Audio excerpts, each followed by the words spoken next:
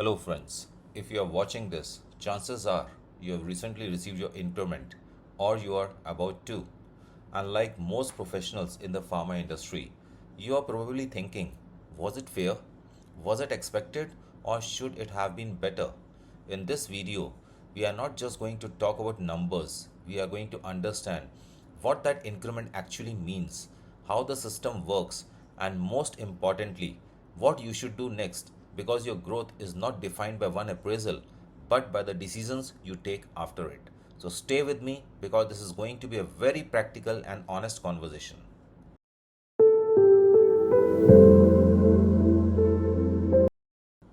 March end in the pharma industry is not just another month, it's an emotional checkpoint. Because for full 1 year, you have been working through everything audits, deviations, out of specification investigations, pressure from QA, pressure from production, tight timelines, and those days when you had to stay back longer than expected. And then suddenly, everything gets converted into one number your increment. Now, let me ask you something honestly. When you saw that number this time, what was your first reaction? Did you feel satisfied and moved on? Or did you pause for a moment, look at it again, and think, is this really what I got? In fact, think about this. Two people can get almost the same increment, let's say 7% and 9%. One feels happy, the other feels completely disappointed. Why does that happen? Because this is not just about money, it's about how you interpret that number. It feels like recognition. It feels like how much your effort was valued, and that's where the things gets interesting. Because most people look at their increment only as a result, but very few people understand what it actually represents. So in this video, we are not just going to talk about how much increment you got, we are going to decode what that number really means, how the system works behind it, and more importantly, what you should do next. Because once you understand this properly, you will stop reacting to increments and start using them strategically.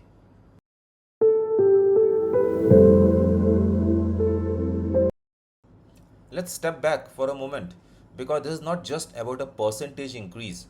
This moment is actually about direction. Think about it. The decision you take right after your increment, whether you choose to stay, start exploring, or quietly prepare for a better opportunity, can influence your next 2 to 3 years. Now, here's something interesting. Most professionals do one of the two things at this stage. Either they ignore it and continue as usual, or they react emotionally and make a quick decision. But very few people treat this as what it really is, a strategic turning point. Because one well thought decision here can accelerate your growth significantly. And one rushed decision taken out of frustration or comparison can slow you down without you even realizing it.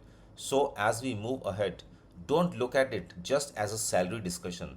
Look at this as a career conversation.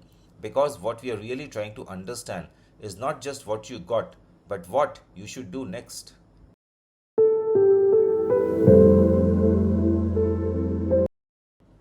Now, let's go a little deeper. Why does even a reasonable increment sometimes feel disappointing? Because it's not just about the number, it feels like recognition. Think about your own experience.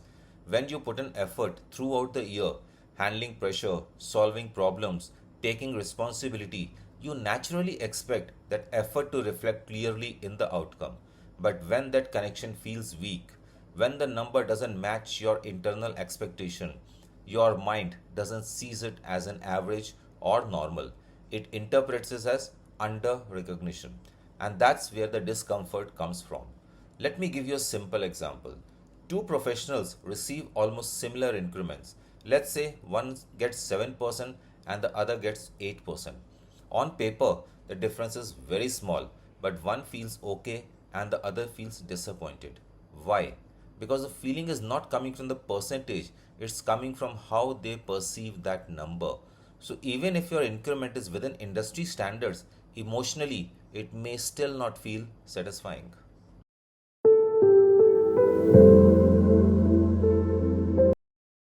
And then comes the common trigger comparison.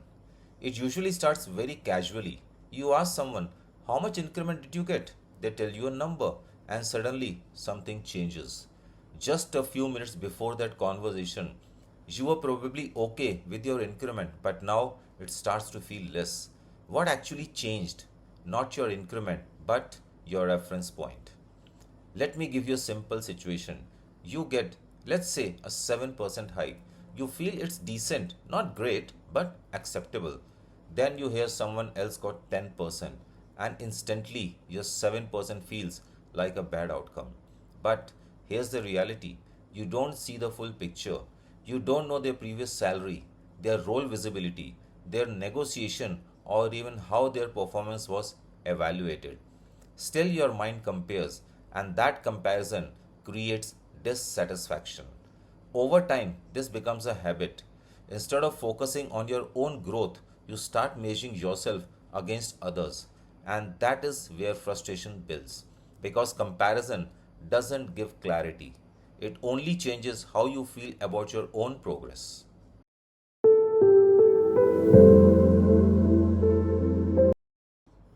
Now let's talk about reality because a lot of confusion comes from not knowing what is actually normal.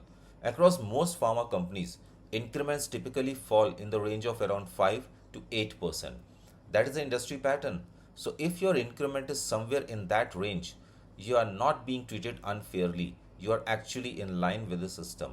Now if you are getting around 8 to 10%, this is generally considered a good increment, and anything beyond that, especially in double digits at a higher level, is often linked to promotions, role changes, or exceptional cases. Now, here's where most people get confused. They hear someone say, I got a 30% hike or I got a 40% jump. But in most cases, that is not an increment, that is a job switch. And these two are completely different mechanisms. An increment is internal growth. A switch reflects market value. Once you understand this difference, a lot of unnecessary confusion disappears and you start evaluating your situation more realistically.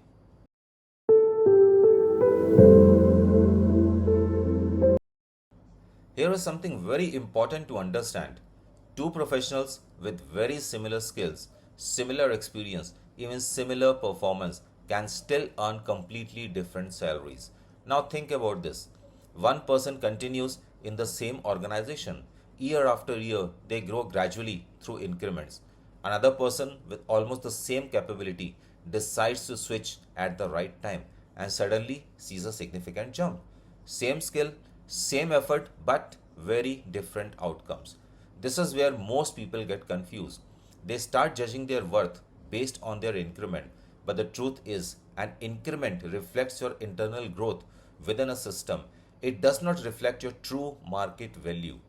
Your actual market value becomes visible only when you step outside, when you start exploring opportunities, and when you see what other companies are willing to offer you. So, if you only look at your increment to measure your growth, you are seeing only one part of the picture. And that's why understanding this difference is so important.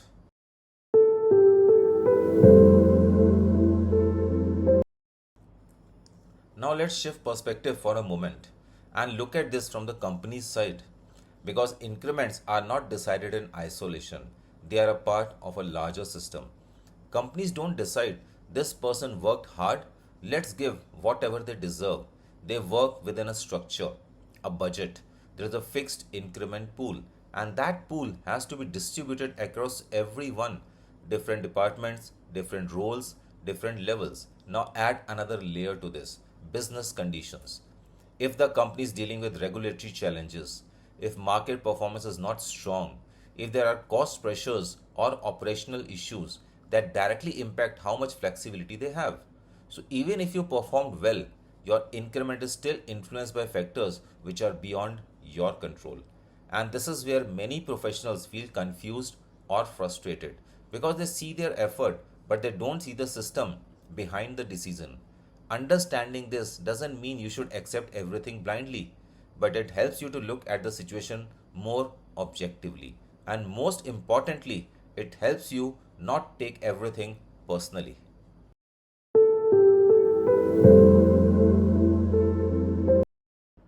Now, friends, let's talk about another important factor that many people underestimate. your company type, because this alone can create a huge difference in your salary growth. In smaller companies, you often get more hands on exposure. You learn faster, you handle multiple responsibilities, but financial growth is usually limited. On the other hand, in larger organizations or MNCs, systems are more structured, appraisals follow defined processes, and salary progression is generally better.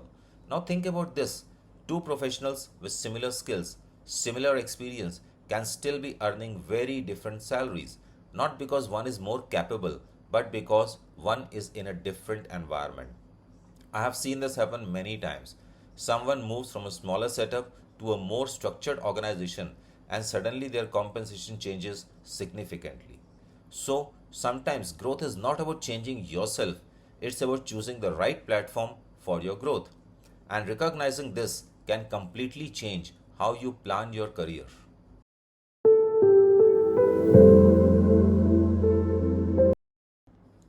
Now comes a very critical point. What do you do after your increment matters more than the increment itself? Because this is where most people go wrong. They see the number, they feel disappointed, and immediately the thought comes, I should leave. It feels like a logical reaction, but in reality, it's often an emotional one. And decisions taken in emotion and in frustration are rarely strategic. I have seen many professionals make quick moves at this stage. They resign without fully evaluating their situation. They join another company in a hurry and then realize later that the decision was not the right one. Not because switching is wrong, but because the decision was a rushed one. This moment needs clarity, not reaction. Before taking any step, you need to pause, look at your situation honestly, understand what is working, what is not, and then decide your next move. Because it's not the increment alone that defines your growth, it's how you respond to it.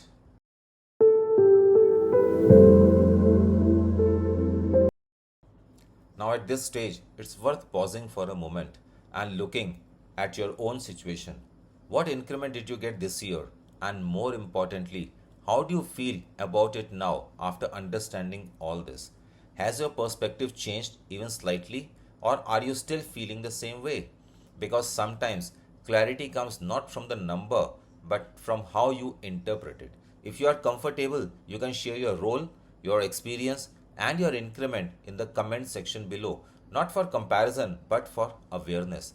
When you start seeing real patterns from others, you begin to understand where you actually stand, and that clarity makes your next decision much stronger.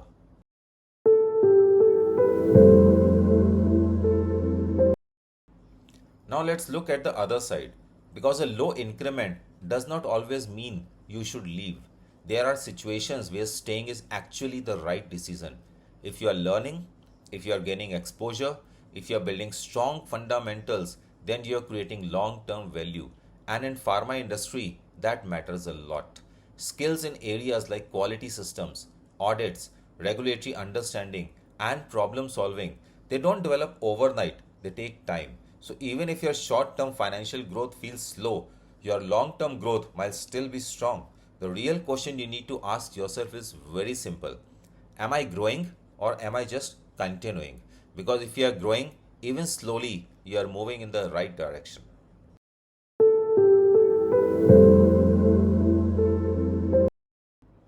At the same time, there are situations where switching a job becomes necessary, and this is equally important to recognize. If your role has become repetitive, if learning has slowed down or completely stopped, if your responsibilities are not increasing and your salary growth is minimal, then, my dear, staying may start limiting your progress, because there is a difference between stability and stagnation.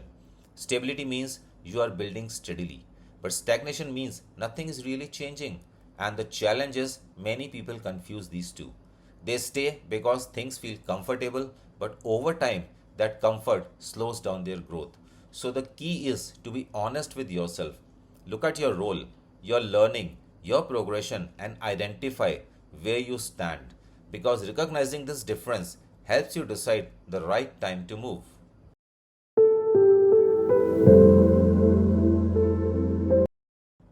Many professionals make a very common mistake at this stage. They receive an offer, they feel relieved, and they accept it without any discussion. Not because it's the best possible offer, but because they don't want to risk the opportunity. There is always a hesitation in the background. What if they say no? What if I lose this offer? And because of that, they avoid the conversation completely. But here's something important to understand. In most cases, the first offer is not the final number. Companies usually work with a range and they expect some level of discussion. So when you don't engage, you're not being safe, you're simply not exploring your full value. Now imagine a slightly different approach. Instead of accepting immediately, you take a moment, you acknowledge the offer, and then you express your expectation calmly and confidently. Not demanding, not emotional, just clear. That small shift in how you respond can change the outcome significantly. Because this is not just about asking more aggressively, it's about positioning yourself correctly. At the end of the day, your salary is not decided only by your skills, but also how clearly you communicate your value.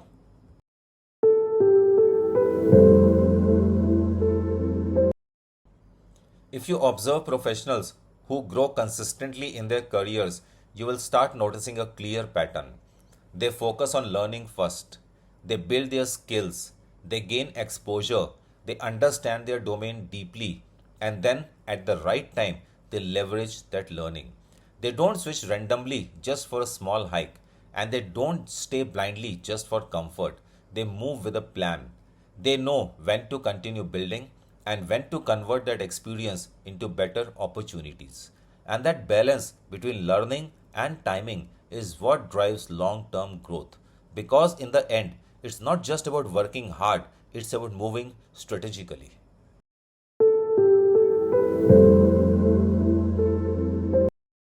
So now, friends, take a moment and look at your increment once again. Not just as a result, but as a signal of where you stand today, and a signal of what your next step could be. Because the real question is not whether it is high or low, the real question is what does it mean for you? Does it tell you to stay and keep building? Does it tell you it's time to explore something better? Or does it tell you that you need to prepare before your next move? Because your career will never be defined by one increment, it will be defined by the decisions you take after it. So don't react immediately. Take a step back, think clearly, and decide strategically. And before you leave, I'd really like to hear from you. What did you get this year and what are you planning next? Stay, switch, or prepare? Share it in the comments or send me a message. My contact details are in the channel description because real conversations create real clarity. I would love to help you take the right decision. And if this helped you see things differently, stay connected because here at Pharma Health Insights, we talk about real pharma careers and what actually works in the long run. This is Rajesh signing off. See you soon with another informative video. Thank you. If this session helped you, make sure you like the video, subscribe to Pharma Health Insight, share it with all your known friends, colleagues, and co-workers. Comment on what topics you want next because I am here to help you not just learn but to get selected. Thank you.